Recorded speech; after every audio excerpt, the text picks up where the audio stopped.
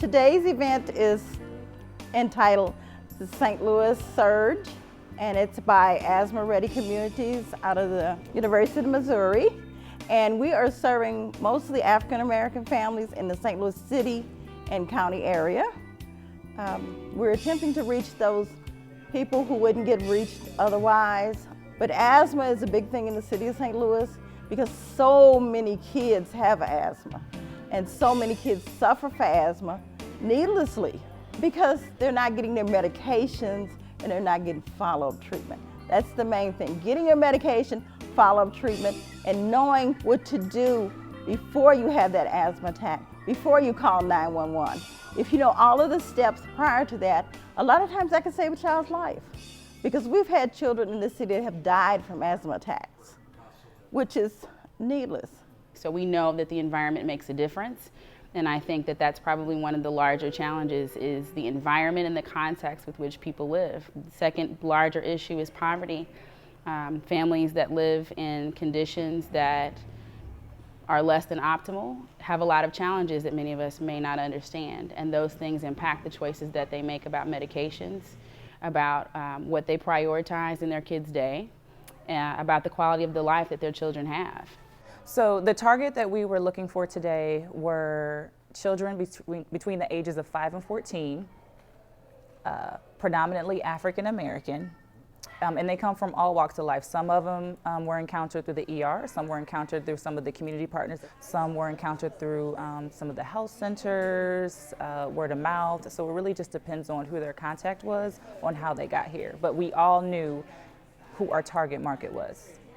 Today is helpful to a family because although they've maybe been diagnosed with asthma or been introduced to it, it really takes a lot of time to really sit down and get it. Because when you are told that your child has asthma, asthma is a chronic condition. It doesn't go away.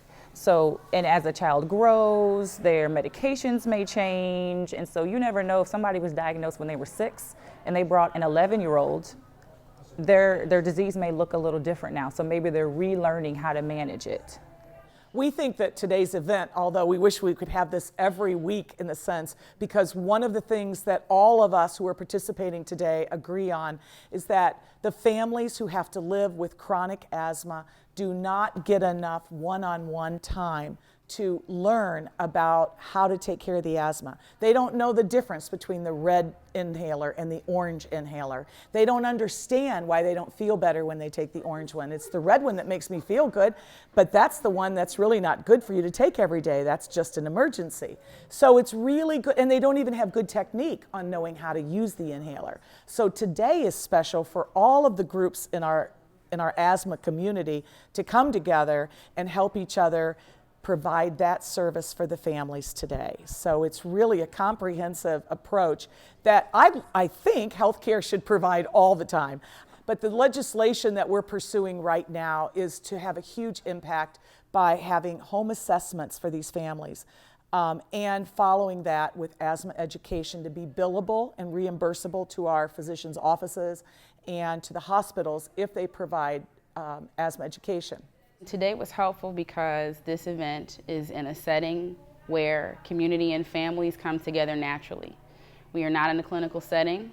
We are in a community organization that's passionate about this community. And so that's the first difference that we're making, is that they're comfortable coming to a location and a place where people look like them, where people are communicating information in a way that makes sense, using principles and values that we all believe in. And second, it's evidence-based. So you can have evidence-based practice that's communicated in a way where families can understand regardless of their socioeconomic status or regardless of the issue that's prevalent in their lives. They get it.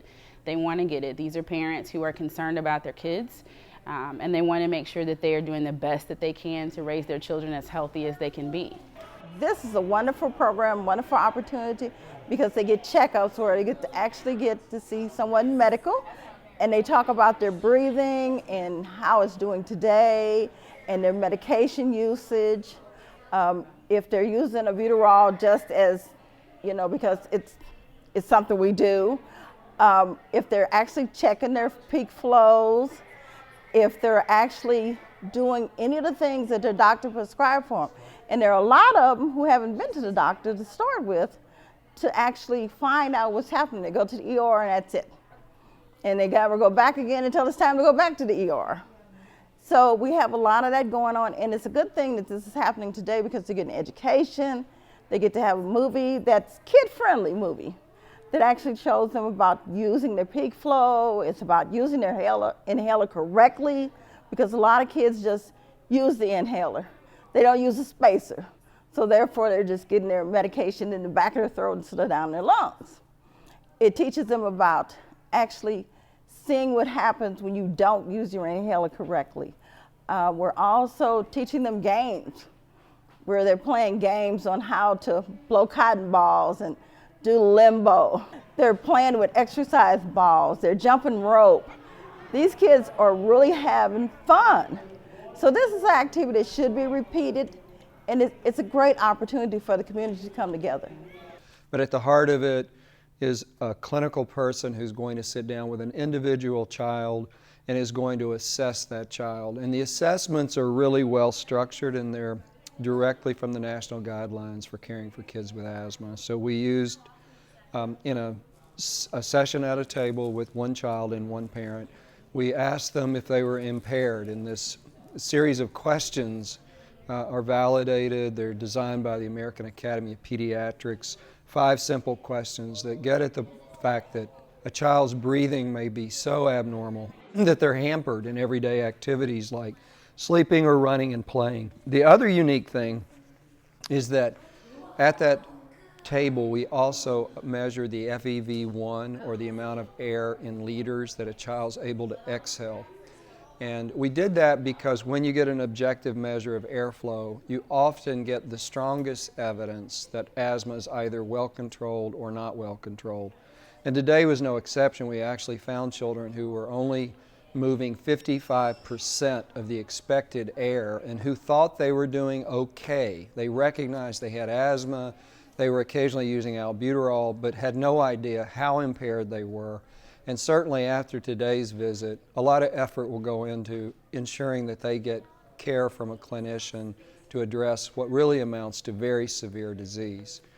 Well, today I came in to do music, and I came in to do music that is asthma focused, music that teaches the national guidelines for asthma management as set by the NHLBI. We want to make sure that people are getting the proper information. And we figured that the best delivery was the delivery from the universal communicator, which is music. C-O-N-T-R-O-L, control. Can you get with this? If you want to stay on top of your game, you got to understand the name of the game. It's control. C-O-N-T-R-O-L, control. Can you get with this?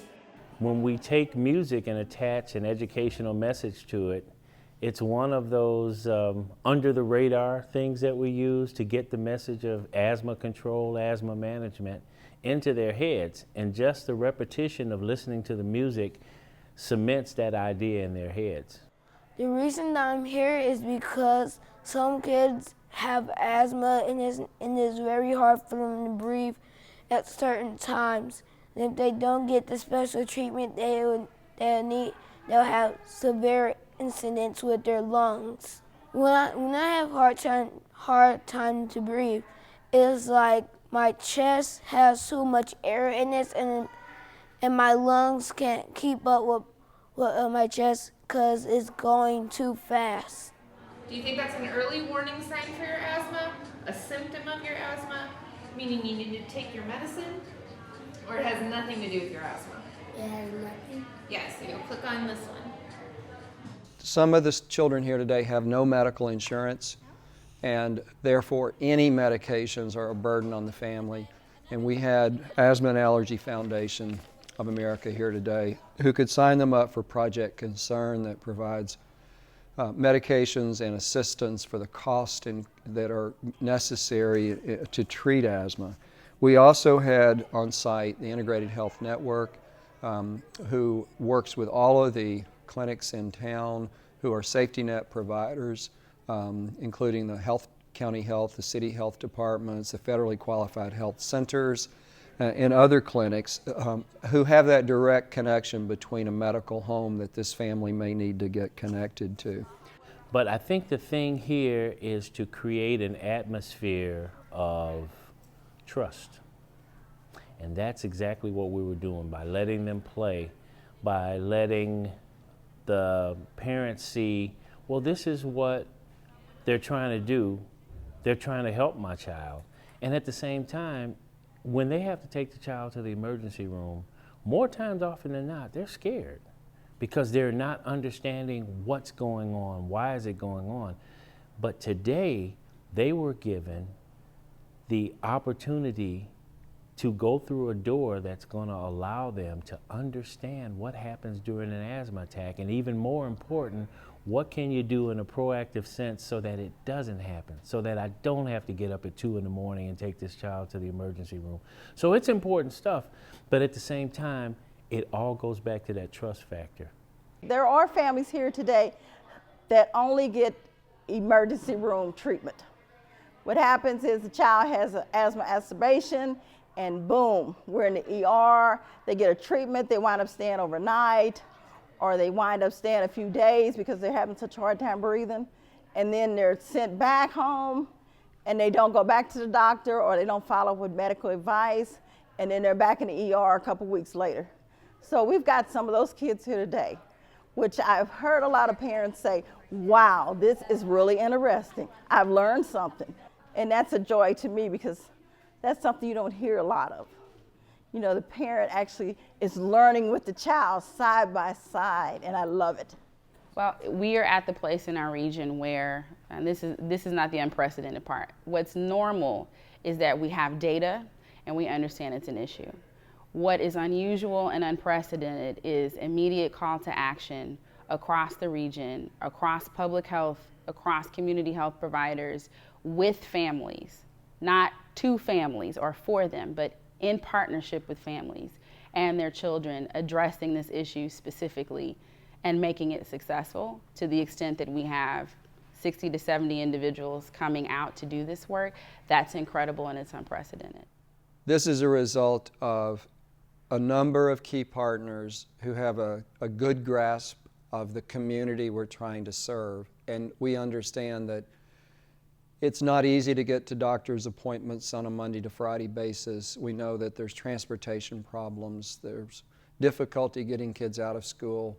And so today is it's a Saturday event. It's at a family center, not a clinic, but at sort of a place that invites looking at asthma from a different lens, a different perspective. It's exciting that St. Louis organizations led this and others came in to help. So the Asthma Ready community partners came from Kansas City, from Kennett, Missouri, from Washington. And so it's a great event when you think of it in terms of we're all coming together to sort of mount an attack against asthma, which is causing enormous suffering among children in Missouri, particularly in high-risk communities like St. Louis. And so being here in the community, bringing parents in who might not normally be at a doctor's appointment has a lot of value.